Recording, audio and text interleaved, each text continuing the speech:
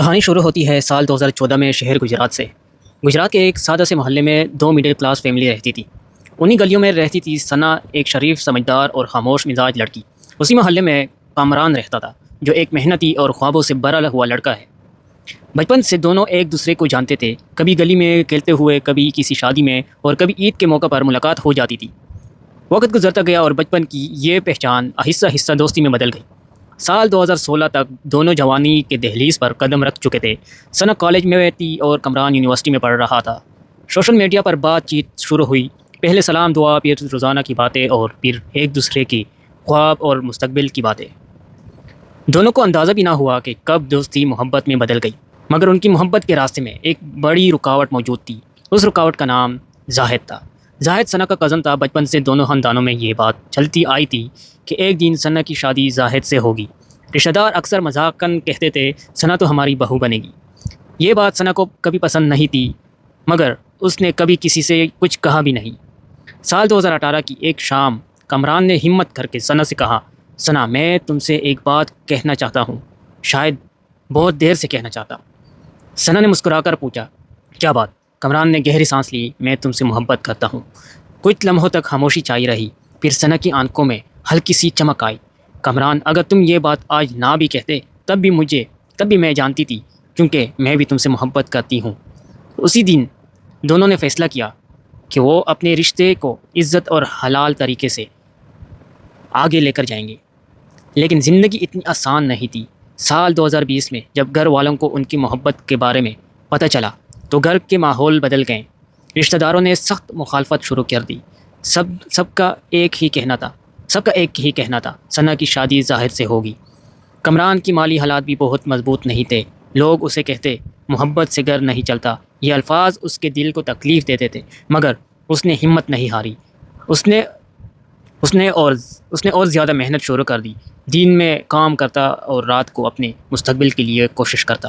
دوسری طرف ثنا بھی اپنی والدین کو سمجھانے کی کوشش کرتی رہی۔ اس کی خوشی کامران کے ساتھ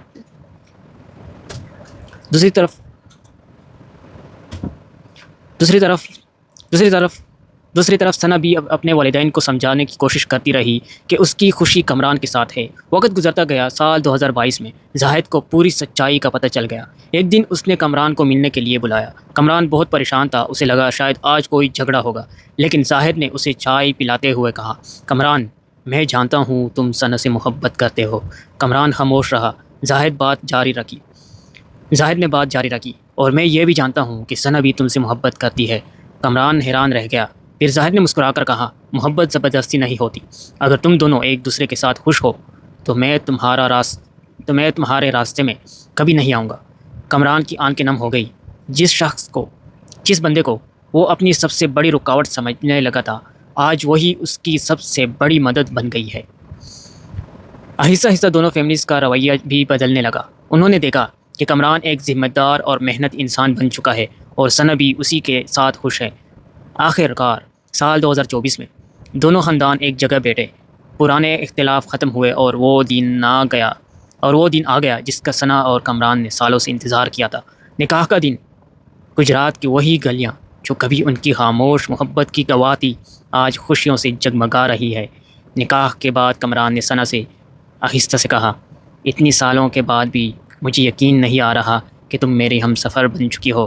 ثنا مسکرا کر بولی، اگر محبت سچی ہو اور نیت صاف ہو تو اللہ راستے خود بنا دیتا ہے۔ کامران نے آسمان کی طرف دیکھا اور شکر ادا کیا، اور یوں 2014 میں گجرات کے ایک سادہ سی گلی سے شروع ہونے والی محبت کی کہانی ہمیشہ کے لیے ایک خوبصورت انجام تک پہنچ گئی۔